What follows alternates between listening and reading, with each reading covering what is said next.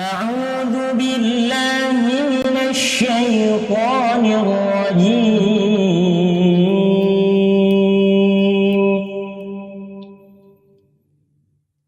يا أيها الذين آمنوا هل أدلكم على تجارة تنجيكم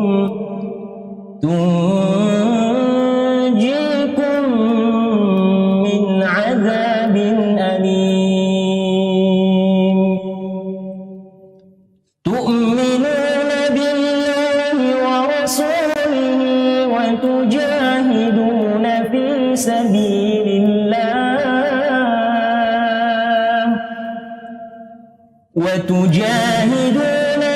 سبيل الله بأموالكم وأنفسكم،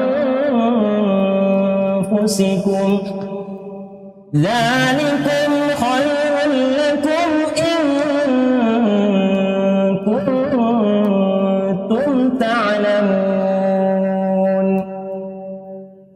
يغفر لكم ذنوبكم ويدخلكم جنات تجري من تحتها الأنهار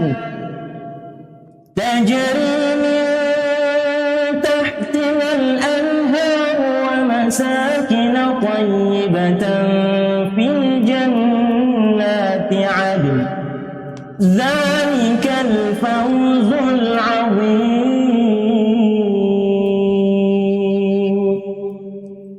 وأخرى تحبونها نصر من الله وفتح قريب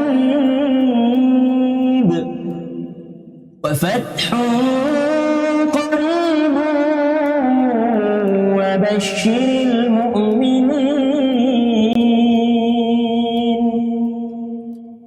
يا أيها الذين آمنوا كونوا أنصار الله كما قال عيسى بن مريم للحواريين من أنصاري إلى الله؟ قال الحواريون نحن أنصار الله. فآمنت طائفة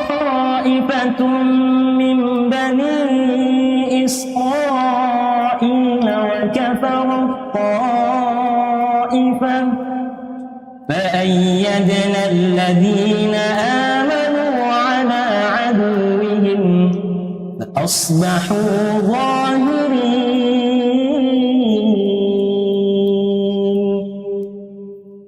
بسم الله الرحمن الرحيم. إنا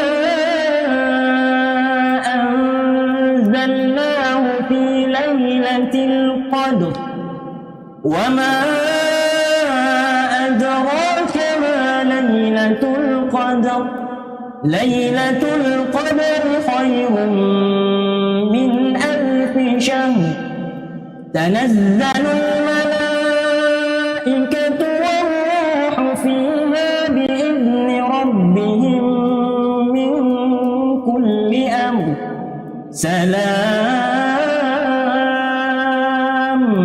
سلام هي حتى مطلع الفجر.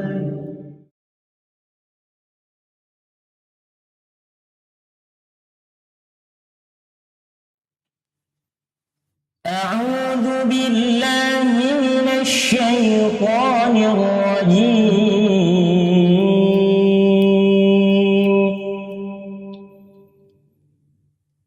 يا أيها الذين آمنوا هل أدلكم على تجارة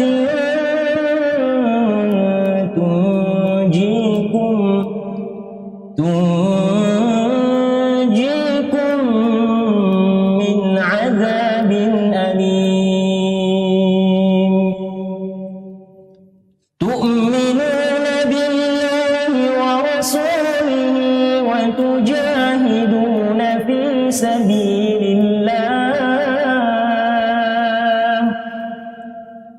وتجاهدون في سبيل الله بأموالكم وأنفسكم ذلكم خير لكم إن كنتم تعلمون يغفر لكم ذنوبكم ويدخلكم جنات تجري من تحتها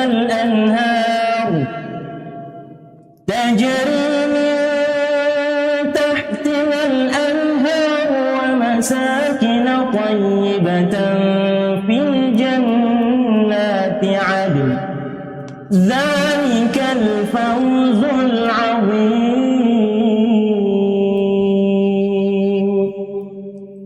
وأخرى تحبونها نصر من الله وفتح قريب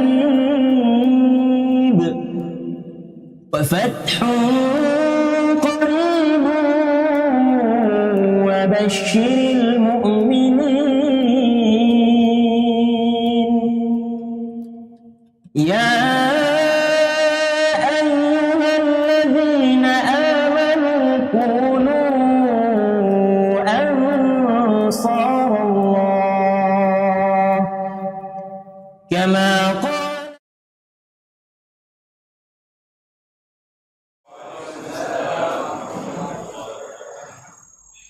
اللهم علمنا ما ينفعنا وانفعنا بما علمتنا وزدنا علما وعملا وتقا ya rabbal alamin. Jamaah salat maghrib yang dirahmati oleh Allah Subhanahu wa taala. As'alullah tabaraka wa ta'ala bimannihi wa bikaramihi wa bijudihi kama jama'na fi hadzal makan an yajma'na kadzalika fi daris salam. Saya mohon kepada Allah Subhanahu wa taala sebagaimana telah mengumpulkan kita di masjid ini untuk kemudian lagi mengumpulkan kita di syurganya Firdausil A'la. Amin ya rabbal alamin.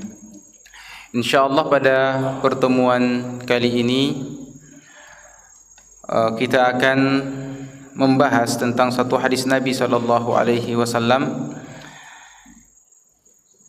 yang diriwayatkan oleh Imam At-Tirmidzi dari sepupunya Nabi sallallahu alaihi wasallam Abdullah ibn Abbas, di mana Nabi sallallahu alaihi wasallam satu ketika membonceng Ibnu Abbas, lalu beliau bersabda kepadanya, "Ya ghulam, ihfazillaha yahfadka, ihfazillaha tajidhu tujahaka." Wahai gulam, anak kecil, jagalah Allah, maka Allah akan menjagamu. Jagalah Allah, maka engkau akan mendapati Allah di hadapanmu, mengurusi segala urusanmu. Ta'arraf ila Allahi fir rakha ya'rifuka fi syiddah. Kenalkanlah dirimu kepada Allah Subhanahu wa taala di waktu-waktu senggangmu, maka Allah akan mengenalmu di masa-masa sulitmu. Wa'lam, dan ketahuilah. Dalam riwayat yang lainnya, wa'lam annal ummata law ijtama'u ala an yanfa'uka bi syai'in lam yanfa'uka illa bi syai'in qad katabahu Allahu lak. Ketahuilah bahwasanya sekiranya semua manusia berkumpul untuk memberikanmu satu faidah, satu manfaat, maka mereka tidak sanggup memberikanmu satu manfaat kecuali sebatas apa yang telah Allah Subhanahu wa taala gariskan untukmu. Walau ijtama'u ala an yadurruka bi syai'in lam yadurruka illa bi syai'in qad katabahu Allahu 'alaik, rufi'atil aqlam wa jaffatis suhuf. jika semuanya berkumpul untuk mencelakakan dirimu, mereka tidak sanggup untuk mencelakakan dirimu kecuali sebatas apa yang telah Allah Subhanahu wa taala gariskan untukmu. Sesungguhnya pena-pena telah terangkat dan lembaran-lembaran itu telah mengering. Kita membahas satu potongan hadisnya saja. Ta'arraf ila Allah fir raha ya'rifuka fi syiddah. Kenalkan dirimu kepada Allah Subhanahu wa taala di masa-masa senggangmu, maka Allah Subhanahu wa taala akan mengenalmu di masa-masa sulitmu. Taib. Hadis ini mengingatkan kita tentang nama Allah Subhanahu wa taala Asy-Syakur Al-Alim. Syakur, bahwa Allah Subhanahu wa taala Maha berterima kasih meskipun pada satu ketaatan kita yang sangat kecil. Allah akan berterima kasih untuk hal-hal kecil sekalipun dari kita, yang jika dibandingkan dengan nikmat Allah Subhanahu wa taala yang begitu banyak, yang tak terkira dan tak terhitung dan tak bisa dihargakan, maka hal itu sama sekali tidak sebanding. Namun Allah Subhanahu wa taala memiliki nama dan sifat Syakur, Maha berterima kasih sekecil apapun itu. Dan juga Alim, Maha mengetahui kualitas ibadah kita. Kualitas ibadah kita Allah Subhanahu wa taala sangat tahu. Kualitas iman kita dan siapa diri kita Allah Subhanahu wa taala sangat tahu. Meskipun begitu, dengan Maha rahmat dan rahman dan rahimnya Allah Subhanahu wa taala, Allah Subhanahu wa taala memberitahukan kita tentang namanya Asy-Syakur itu, di mana dengannya kita bisa berharap dari amalan kita yang meskipun kecil. Bahkan amalan kecil itu jika dia dilakukan berketerusan, terus kita lakukan meskipun sedikit, maka ini termasuk amalan yang sangat dicintai, disukai oleh Allah Subhanahu wa taala. Nabi sallallahu alaihi wasallam bersabda, "Ahabbul a'mali ila Allah adwamuha wa in qalla." Amalan yang sangat dicintai Allah Subhanahu wa taala dari seorang hamba adalah yang berkesinambungan, yang terus menerus meskipun sedikit. Meskipun sedikit. Ini adalah bentuk ta'arruf kita kepada Allah Subhanahu wa taala. Salat yang kita lakukan, zikir pagi petang, bersedekah di waktu lapang, ini semua adalah bentuk bagaimana kita memperkenalkan diri kita kepada Allah Subhanahu wa taala. Dan Allah Subhanahu wa taala akan membalas meskipun nilainya kecil. Man ya'mal mithqala dzarratin khairan yarahu wa man ya'mal mithqala dzarratin syarran yarahu. Sekecil apapun amalan yang kita lakukan, baik dan buruknya, akan dibalas oleh Allah Subhanahu wa taala. Ta'arraf ila Allah, memperkenalkan diri kita kepada Allah Subhanahu wa taala juga memberi isyarat akan pentingnya satu amalan yang tersembunyi. Dan ini merupakan perhatian para salaf. Perhatian para salaf itu pada amalan-amalan yang tersembunyi, atau biasa disebut khabi'ah.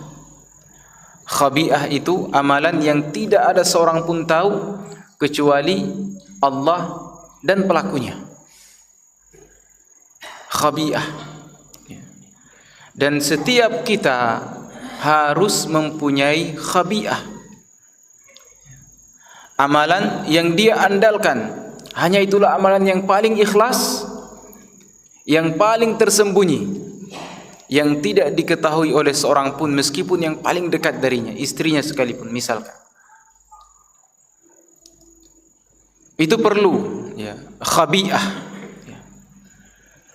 Ikhlasnya teruji dengan tersembunyinya amalan itu ya. Sehingga disebutkan bahwasanya tatkala ya, amalan kita semuanya yang tercatat itu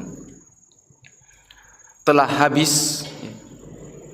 Mungkin karena kita juga menggibahi orang, atau mengambil hak orang, atau pernah menampar orang, jadi semuanya akan diganti dengan amalan, diberikan kepada orang itu.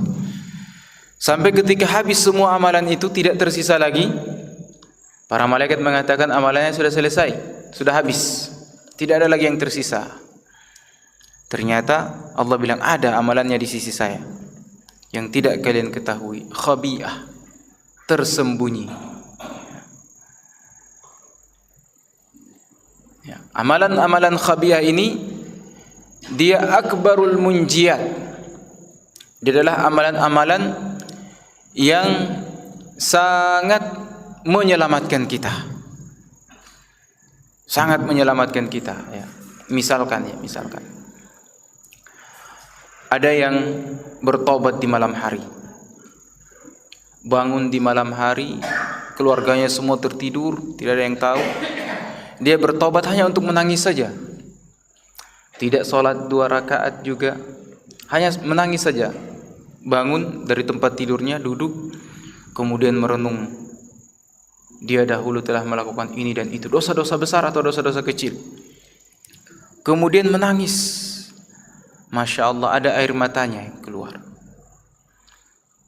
Ternyata air mata ini air mata yang sangat disukai oleh Allah Subhanahu wa ta'ala. Sehingga tatkala dia meniti siratal mustaqim, di mana orang berjatuhan di sana, orang membutuhkan syafaat di sana, air matanya itu menjadi sebab selamatnya dia. Khabi'ah, paling ikhlas. Nah, sehingga di antara anjuran para ulama agar amalan-amalan yang merupakan syiar-syiar Islam yang zahir itu hendaknya kita lakukan untuk menampakkan syiar itu. Tapi untuk amalan-amalan yang sifatnya nawafil hendaknya kita lakukan di rumah. Lakukan di rumah. Dan itu sudah harus menjadi kebiasaan kita. Kita bersemangat untuk sholat sendiri di rumah, sebagai simpanan kita, khabi'ah kita itu. Adapun salat 5 waktu di masjid, salat Jumat di masjid, tapi simpankan salat-salat sunnah nawafil itu di rumah. Nabi mengatakan, jangan kalian jadikan rumah-rumah kalian itu sebagai kuburan. Tidak ada salat padanya, tidak ada bacaan Quran padanya. Tapi jadikanlah rumah-rumah kalian itu ya seperti masjid, tempat sholat kita, tempat mengaji kita. Jadi sudah seharusnya kita menyembunyikan amalan-amalan kita yang sifatnya nafilah. Wa ma yazalul 'abdu yataqarrabu ilayya bin nawafil hatta uhibbah. Dalam hadis qudsi Nabi Allah Subhanahu wa taala berfirman, dan hamba itu selalu mendekatkan diri kepadaku dengan amalan-amalan nafilah yang tidak aku wajibkan sampai aku mencintainya. Nah, ketika Allah sudah mencintai kita, maka Allah mengatakan, fa idza ahbabtuhu kuntu sam'ahu alladhi yasma'u bihi wa basarahu alladhi yabsiru bihi. Semua panca indera kita dikawal oleh Allah Subhanahu wa taala, sehingga kita tidak mendengar kecuali hal-hal yang diridai oleh Allah, tidak melihat kecuali hal-hal yang diridai oleh Allah Subhanahu wa taala, dan seterusnya. Taib, ta'arraf ila Allah, memperkenalkan diri kita kepada Allah Subhanahu wa taala dengan mempersiapkan amalan-amalan yang saleh, yang zahir dan yang batin. Dan yang batin nilainya lebih utama daripada yang zahir, yang nampak. Ini munjiat, penyelamat kita. Dalam Al-Quran, Allah Subhanahu wa ta'ala mengisahkan kepada kita dua orang manusia yang sama-sama tercebur ke dalam laut. Semuanya, kedua orang ini tenggelam ke laut. Tapi satu diselamatkan karena khabiahnya, dan satu dibinasakan karena tidak ada khabiahnya sama sekali. Yang pertama adalah Yunus alaihi salam, dan yang kedua adalah Fir'aun. Baik, kita akan ceritakan. Yunus alaihi salam, Allah Subhanahu wa ta'ala tugaskan dia untuk mendakwai kaumnya. Mendakwai kaumnya. Dia berdakwah, tidak diterima, tidak dianggap, ditolak dakwanya. Kecewa, dia pergi mencari kaum yang lain yang mau menerima dakwanya itu. Dia pun naik kapal barang. Ya, kapal barang, di situ ada manusia, ada barang-barang, ada hewan-hewan. Naiklah laut, naik kapal. Ternyata di malam hari di laut itu datang badai, ombak. Nakodanya memerintahkan untuk membuang semua barang-barang yang ada. Dibuang, tapi tetap terancam tenggelam. Nabi Yunus alaihi salam mulai sadar kalau dia yang dimaksud oleh Allah Subhanahu wa ta'ala. Allah memerintahkan dia untuk mengajak kaumnya, dia pergi meninggalkan mereka. Wa dhanna, Nabi Yunus mengira alla naqdira alaihi, bahwa Allah sama sekali tidak sanggup atau tidak membalas dia kelakuannya itu. Ternyata tatkala Nabi Yunus sadar dan sedang terjadi undian apa lagi yang mau dilempar, Nabi Yunus ikut. Fasahama fakanat minal mudhadin. Setiap kali undian namanya keluar. Setiap kali undian namanya keluar. Dia yang dimaksud. Sementara orang yang di kapal itu tahu bagaimana kita membuang orang saleh ini. Tapi Nabi Yunus mengatakan meskipun 1000 kali undian tetap namaku keluar karena saya yang dimaksud. Akhirnya dia pun melompat ke laut. Ketika melompat ditelan oleh ikan paus. Faltaqamahul hut. Setelah itu tenggelam. Paus itu tenggelam ke dasar samudra. 3 kegelapan. Disebutkan ketika dia mengeluarkan tangannya tidak nampak tangannya itu saking gelapnya. Gelap di dalam perut ikan. Ditambah lagi gelap dalam perut samudra. Di dasar laut gelap, tidak ada cahaya yang tembus. Kemudian di malam hari. Di malam hari Nabi Yunus berpikir apa doanya ini yang bisa, padahal Nabi Yunus itu dikabulkan doanya. Dikabulkan doanya. Disebutkan dalam riwayat ya, nanti akan saya sebutkan. Kemudian Nabi Yunus ini tidak berdoa, tapi dia mengakui kesalahannya.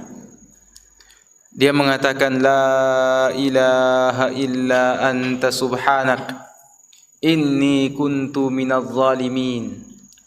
Kata Nabi SAW, ini doaul faraj. Ini doa untuk jalan keluar. Apapun masalah kita, jika kita membaca doa ini dengan sepenuh hati, insya-Allah masalah kita akan dimudahkan oleh Allah Subhanahu wa ta'ala. Apa doanya? La ilaha illa anta subhanak inni kuntu minadh zalimin. Ya. Ada 3 hal yang disebutkan oleh Nabi Yunus. Yang pertama, tanzih. Mensucikan Allah Subhanahu wa ta'ala dari segala bentuk penyembahan kepada selainnya. La ilaha illa ant. Kemudian subhanak. Ya. Tasbih. Dia bertasbih kepada Allah Subhanahu wa ta'ala, dan merupakan kebiasaan Nabi Yunus bertasbih. Para anbiya bertasbih. Lalu Nabi Yunus mengatakan, inni kuntu minadh zalimin. Mentanzih, kemudian tasbih, kemudian yang terakhir dibilang i'tiraf, mengakui kesalahan. Tidak berdoa, mengakui kesalahan. Inni kuntu minadh zalimin. Saya dulu termasuk orang-orang yang zalim. Zalim terhadap diri sendiri. Kita melakukan dosa itu adalah penzaliman kita terhadap diri kita sendiri. Karena sebesar apapun dosa kita, itu tidak mempengaruhi keagungan Allah Subhanahu wa taala. Semua manusia, semua makhluk Allah berdosa, membangkang kepada Allah, tidak mengurangi keagungan Allah sedikit pun. Justru berdosa itu membawa mudarat bagi kita. Nanti akan kita sebut pada versi Fir'aun, ya. Ini versi Nabi Yunus dulu. Nabi Yunus setelah mengatakan 3 kalimat tadi, Allah fastajabna lah. Fastajabna. Ya. Dalam riwayat disebutkan ketika Nabi Yunus mengatakan kalimat tadi, para malaikat mengatakan sautul ma'ruf di langit, ya. Padahal ini suaranya di dasar samudra. Ini suara yang sering kita dengar. Ma'ruf, kita kenal ini suara. Tapi dari tempat yang tidak kita tahu.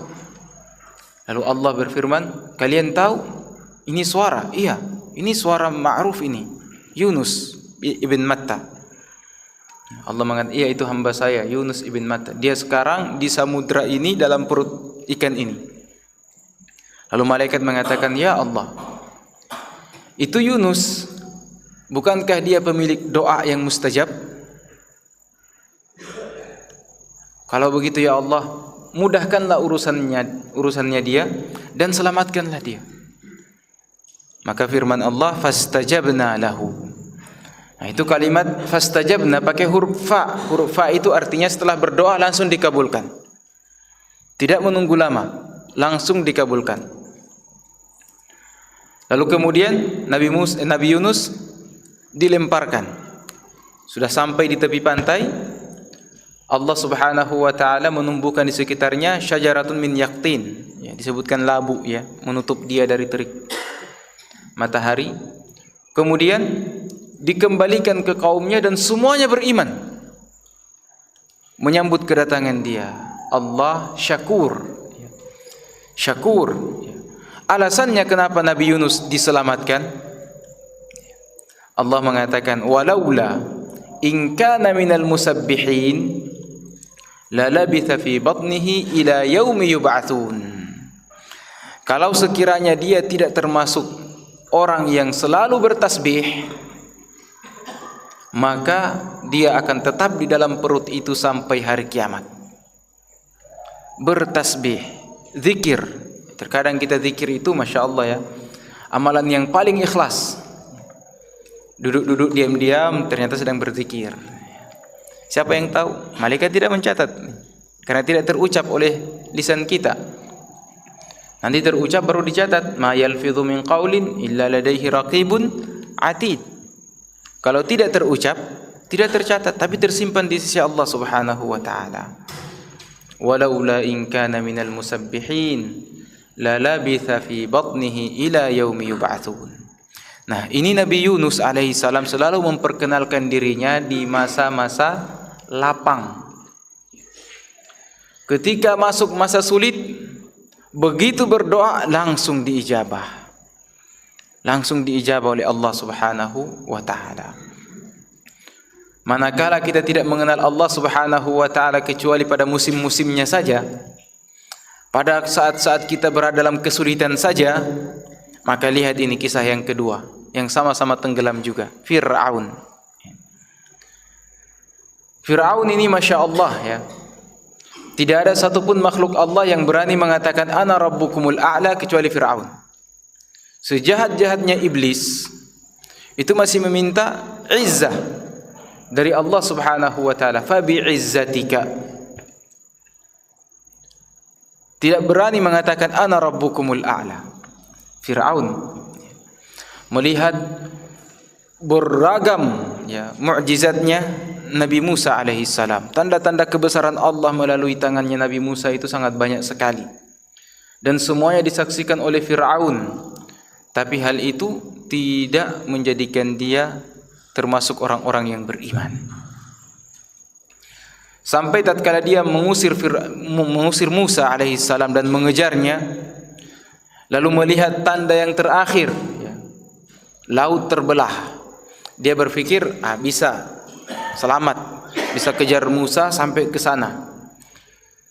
Ternyata begitu di tengah-tengah Laut Merah itu, antara Mesir dan Jeddah itu, Allah Subhanahu wa taala menyelamatkan Nabi Musa dan menutup kembali laut tadi, berada di dasar lautan. Di dasar lautan itu. Lalu apa kata Fir'aun? Perkataannya hampir mirip dengan Nabi Yunus tadi. Amantu, aku beriman.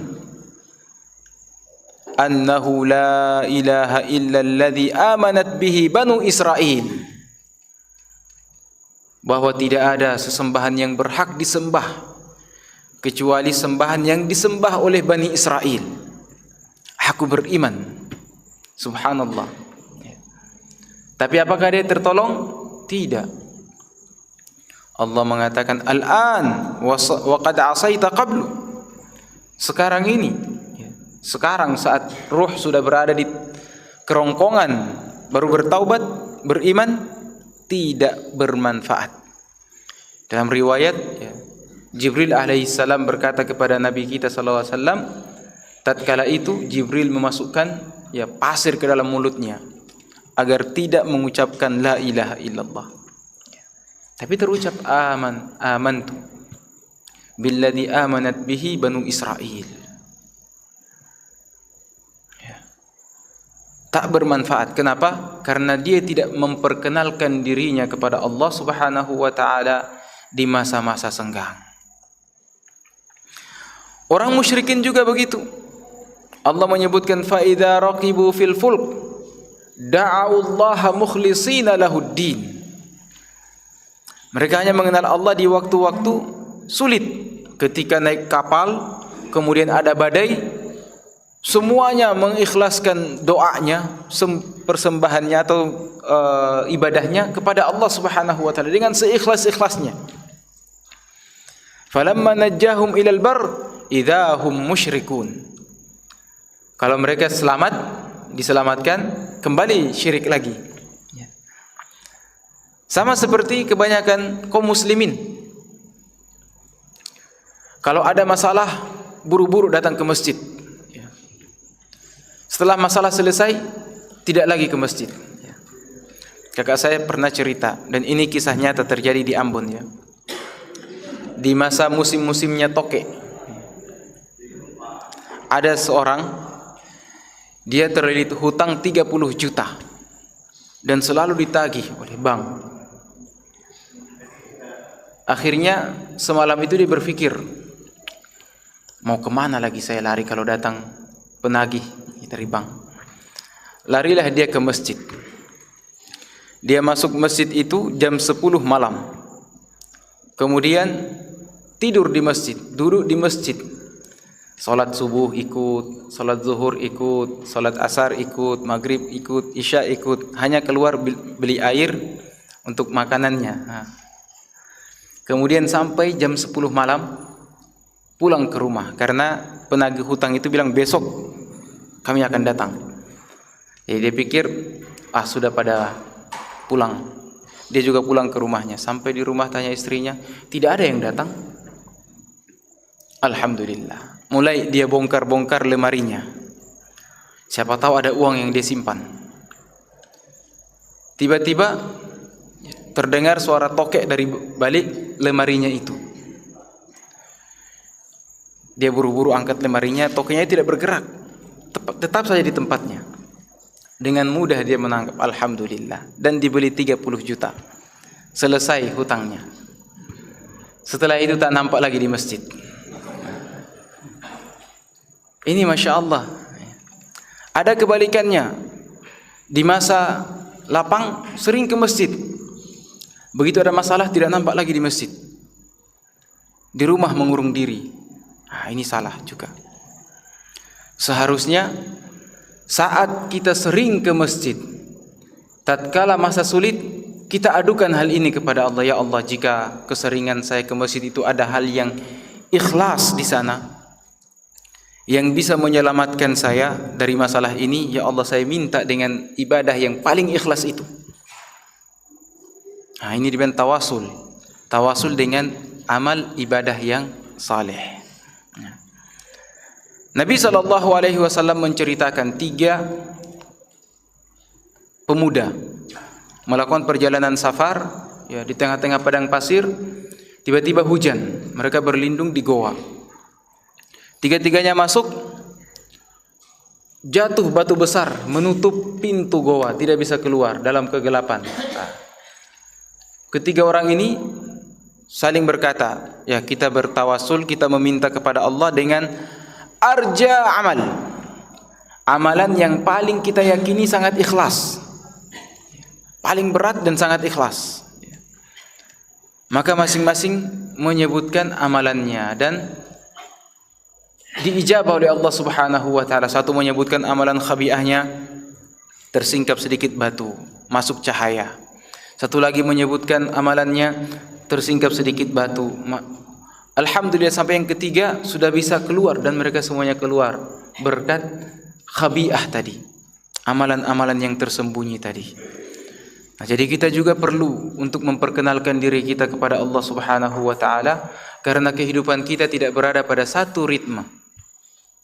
Tidak akan ada kita di atas selalu, kita muda selalu, ya, kaya selalu, tanpa masalah selalu, tidak akan ada. Tabiat dunia seperti itu, memperkenalkan kita sulitnya, mudahnya, mewahnya, ya, semuanya akan diperkenalkan. Ya.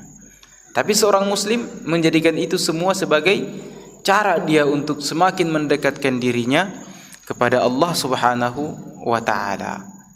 Nah, jangan kita seperti jenis yang kedua yang hanya mengenal Allah di waktu-waktu sulit. Tapi kita harus menjadi Yunus dan yang semisal dengannya, mengenal Allah Subhanahu wa taala selalu di masa-masa senggang, sehingga Allah Subhanahu wa taala mengenal kita di masa-masa sulitnya. Demikian yang bisa saya sampaikan, ya. Subhanakallahumma rabbana wa bihamdik, nasyhadu an la ilaha illa anta, nastaghfiruka wa natubu ilaik. Wassalamualaikum warahmatullahi wabarakatuh. Ada pertanyaan?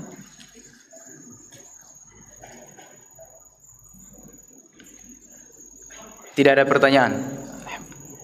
Silakan.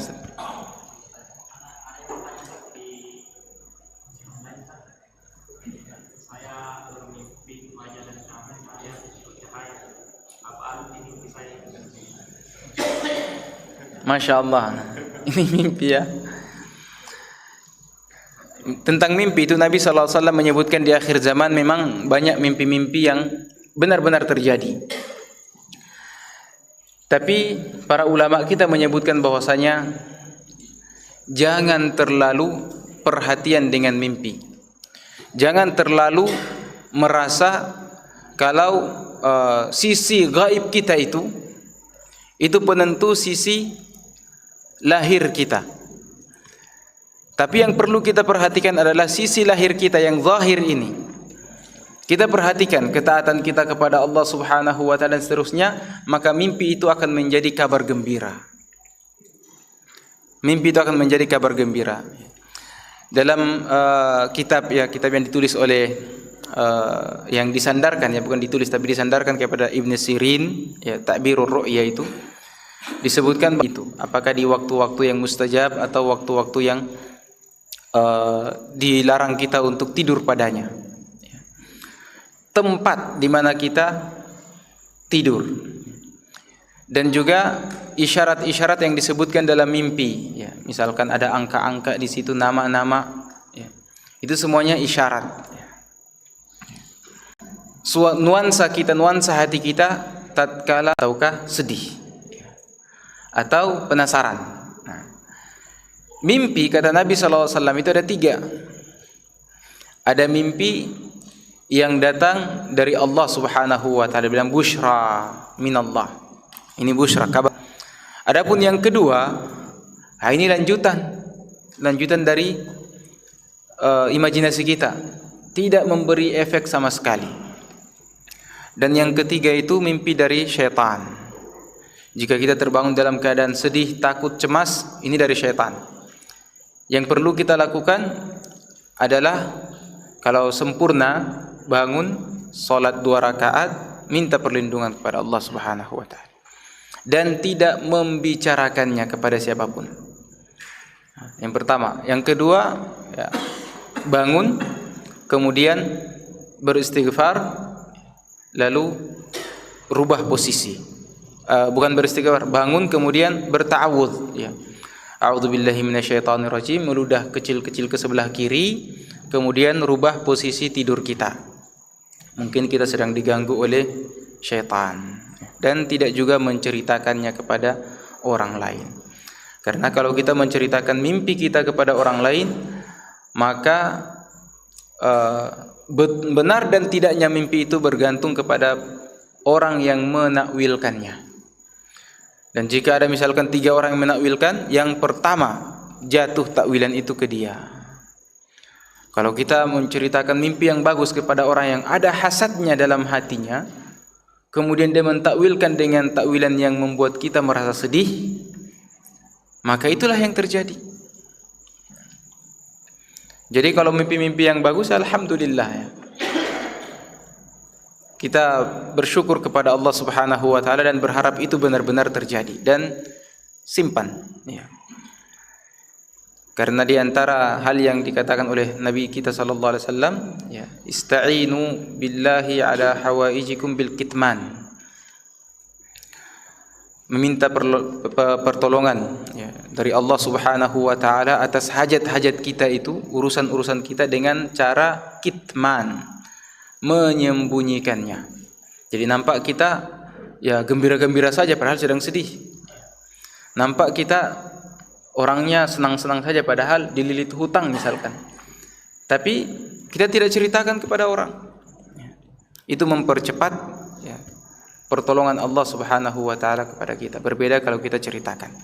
Jadi mimpinya tadi yang dia bangun, kemudian atau bermimpi melihat cahaya sana cahaya sini, Masya Allah, semoga itu petanda baik bagi dia. Adapun saya tidak bisa menakwilkannya. Wallahu ta'ala alam. Silakan, Sir.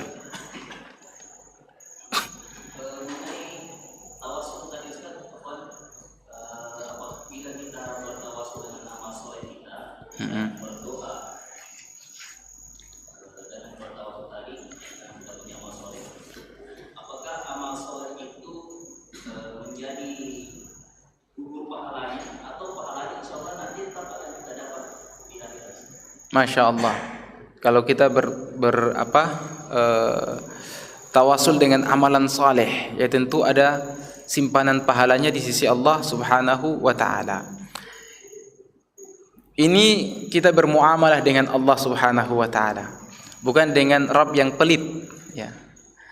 Tawasul itu bentuk doa. Jadi kita berdoa kepada Allah Subhanahu wa taala, merayu Allah Subhanahu wa taala dengan cara menyebutkan satu amalan yang kita lakukan itu. Nabi Yunus mengatakan la ilaha illa anta. Ini ikrar. Dia mengatakan, ya Allah, selama ini saya hanya mengandalkan kalimat tauhid ini. Ini kalimat tauhid yang saya andalkan, yang saya dakwakan kaumku untuk kalimat tauhid ini. Subhanak, saya sama sekali tidak pernah menyekutukanmu. Itu kalimat subhanak, ya. Tidak pernah menyekutukan Allah Subhanahu wa taala. Nah, setelahnya ini dibilang tawasul. Baru dia mengatakan inni kuntu minadz zalimin. Ya. Saya ini termasuk orang-orang yang sadar, saya sudah sadar kalau saya ini salah. Maka kalimat ini kalimat sangat besar. Kalimat la ilaha illallah itu sangat besar, ya.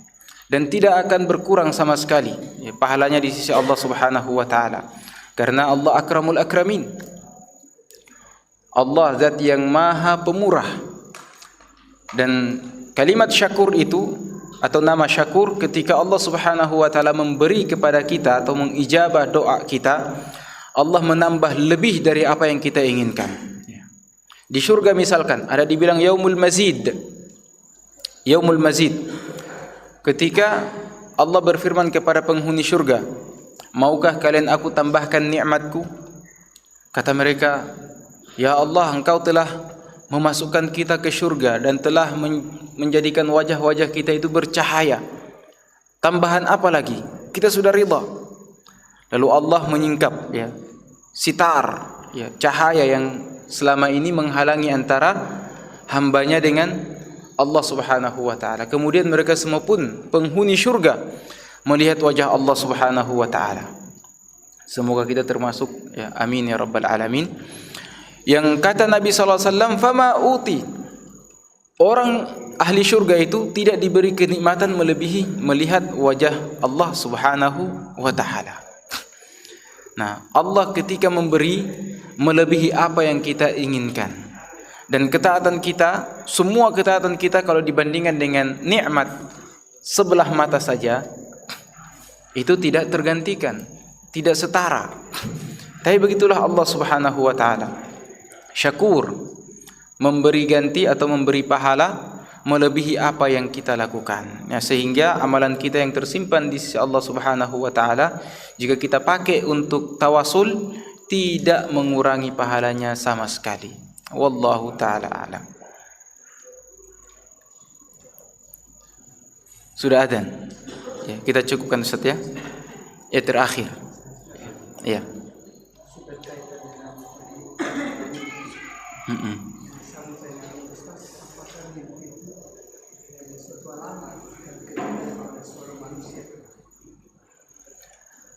Apakah mimpi itu satu alamat untuk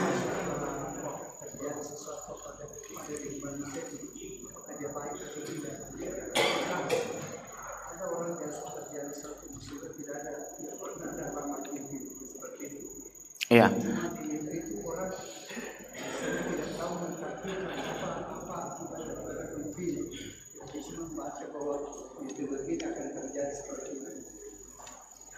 Ya, kembali ke mimpi ya.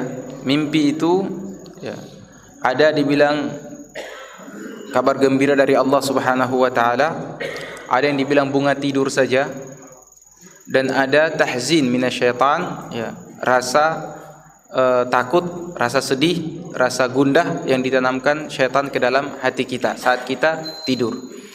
Adapun apakah akan terjadi kalau kisah Nabi Yusuf jelas awali dengan mimpi dan ditutup dengan kejadian yang benar-benar terjadi pada mimpi itu.